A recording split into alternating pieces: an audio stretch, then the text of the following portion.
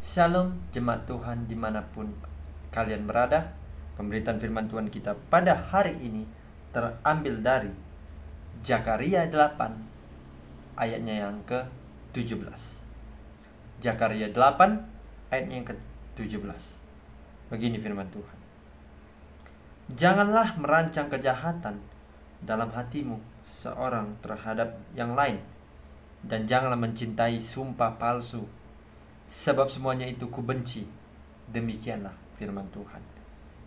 Sekali lagi, shalom untuk kita semua. Tema yang saya angkat pada hari ini yaitu adalah ada dua hal yang dibenci oleh Tuhan. Sekali lagi, ada dua hal yang dibenci Tuhan. Nah, apa maksudnya dari tema tersebut? Kan kita sudah mengatakan berarti ada dua hal. Yang pertama dikatakan adalah pertama itu jangan merancang kejahatan dalam hatimu terhadap orang lain. Nah, apa maksudnya jangan merancang kejahatan dalam orang lain? Jadi begini, saya mempunyai sebuah ilustrasi yang tidak usah terlalu panjang, tetapi singkat, padat, jelas, dan ada intinya. Nah, ilustrasinya seperti ini. Ada suatu ketika seorang anak muda, dia melihat seorang teman atau di depannya itu ada anak kecil gitu. Nah, dalam hati pemuda ini berkata, wah, di depan ada mangsa nih. Wow, santapan bagus nih kalau aku culik nih ada ini. Nah, dalam hatinya begitu. Nah, terus kemudian dari apa yang dikatakan hatinya itu, tetapi berbanding terbalik dari apa yang dia ucapkan. Jangan deh, hati, jangan seperti itu. Ini kan gak baik. Itu kan adik kecil, dia kan masih kecil, janganlah kita curi gitu. Nah, tetapi dalam hatinya itu masih menegaskan, apa sebenarnya fashionmu? Fashion sebenarnya pemuda ini adalah seorang mahasiswa, dan dia juga ya kadang malas-malasan dan sebagainya. Kadang kemalasannya itu dia sering bolos dan suka lupa mengerjakan tugas dan sebagainya. Nah, di dalam ini dia mengatakan bahwasanya, jangan begitu. Ayo, kamu kan orangnya jahat. Kenapa sih kamu sekali-sekali mencuri anak gitu? Kan kalau kamu ambil anak tersebut terus kamu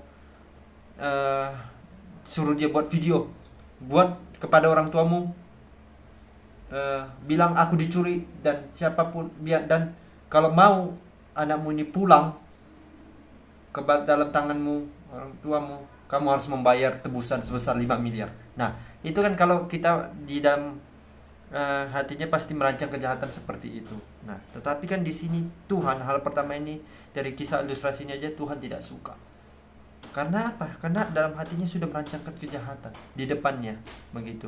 Karena kan gini, sesuatu hal yang kita anggap enak itu belum tentu enak sepenuhnya. Karena begini, kejahatan itu tidak murni kalau kita lakukan kejahatan itu secara tiba-tiba, pasti akibatnya akan berdampak buruk. Dampaknya apa? Karena kan gini, kalau kita melakukannya secara tiba-tiba dan kita misalnya tadi melihat anak-anak terus langsung kita menangkap, itu apakah kan pasti akibatnya apa? Anak itu pasti minta tolong, pasti akibatnya adalah kita ditangkap, digebui oleh para warga di situ. Nah, oleh sebab itu kata Tuhan di dalam hal pertama ini untuk mengajak, khususnya bagi kaum Israel, bukan kaum Israel aja, tapi kepada banyak orang, khususnya manusia, kita sebagai orang percaya. Untuk hal yang pertama ini, janganlah merancangkan kejahatan dalam dirimu, karena kejahatan itu sama saja merancangkan apa yang tidak baik di hadapan Tuhan. Suatu kejahatan adalah murni kalau kita lakukan dengan kejahatan kita sendiri, pasti akibatnya akan berdampak buruk kepada kita. Nah, tetapi di hal pertama ini Tuhan mau mengajak, rancanglah kebaikan dalam dirimu sendiri. Misalnya begini, ada seorang anak tadi di depan, dia sendirian. Kita datangi, "Dek, kenapa sendirian kamu? Kamu nggak ada temannya?" Pasti dia nanti jawab, "Iya, aku nggak punya teman. Aku kan orangnya pendiam dan aku di sekolah itu dikenal sebagai orang yang pendiam, orangnya yang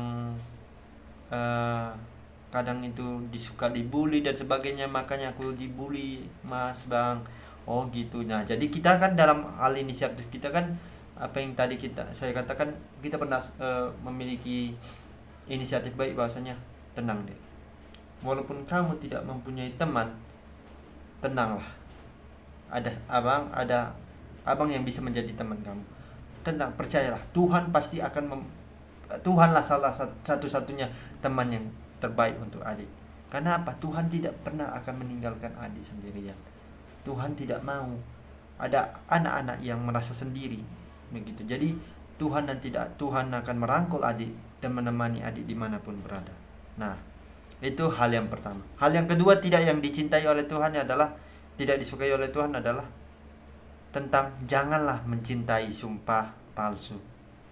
Apa maksudnya jangan mencintai sumpah palsu? Karena gini, kan ada lagu itu.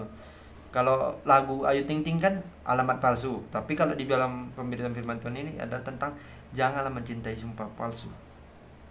Sumpah palsu di sini adalah Tuhan tidak menyukai ada orang yang sudah menyumpahi bahwasanya begini, aku bersumpah akan meneruskan sesuatu karir dari yang dulu dibuat oleh beliau, dan aku akan meneruskannya dengan sumpah.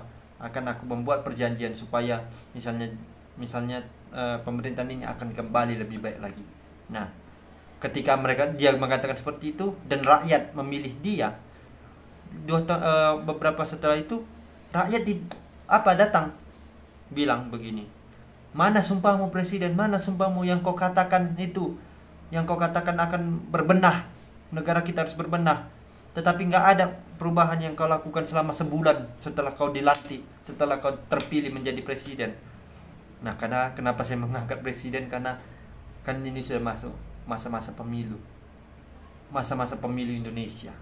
3 kandidat presiden berlomba-lomba untuk mendapatkan simpatisan warga Indonesia. Yang pertama, tidak usah saya menyebutkan inisial, nama atau partainya, tetapi dari ketiga presiden dan kandidat calon wakil presidennya yang bersama-sama dengan dia pasti akan berusaha mendapatkan inisiatif supaya mendapatkan, biar sumpah yang mereka katakan bisa diikuti oleh warga-warga jemaat, dan mereka bukan warga-warga jemaat, warga-warga sekitar dan masyarakat seluruh Indonesia sekitarnya, dan bisa mengakui bahwasannya mereka bisa memimpin dengan baik dan berjanji akan melakukan perubahan. Nah, tapi itu kembali kepada kita ketika kita nanti pada saat memilih pada tanggal 14 Februari tahun 2024. Ada 3 kandidat kalau tidak salah.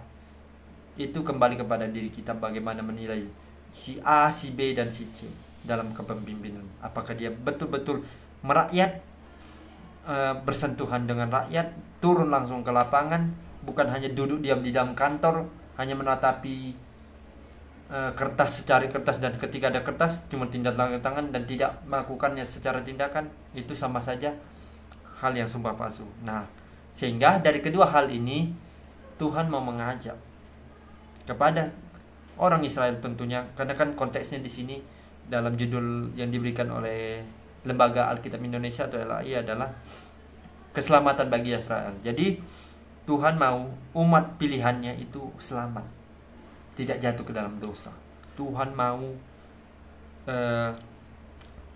kita sebagai yang umat percaya dan juga umat Israel itu tetap berada di dalam tangan Tuhan sendiri. Dan pada konteksnya dan pada aplikasinya, Tuhan mau mengajarkan kepada kita, cintailah diri kita untuk berbuat baik kepada banyak orang, berbuat kebaik kasih dan memberikan kebaikan kepada banyak orang. Tentu itu akan hal yang membuat diri kita akan terbuka kepada banyak orang. Dan betapa baiknya jika kita mau tolong menolong, membantu yang kesusahan dan sebagainya.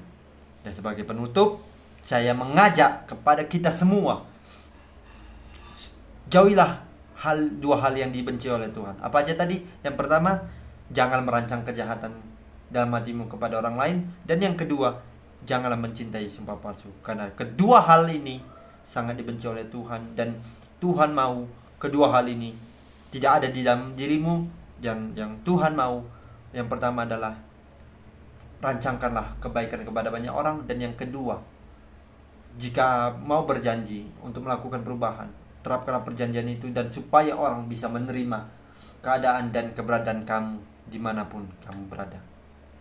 Amin. Semoga Tuhan Yesus memberkati kita semua.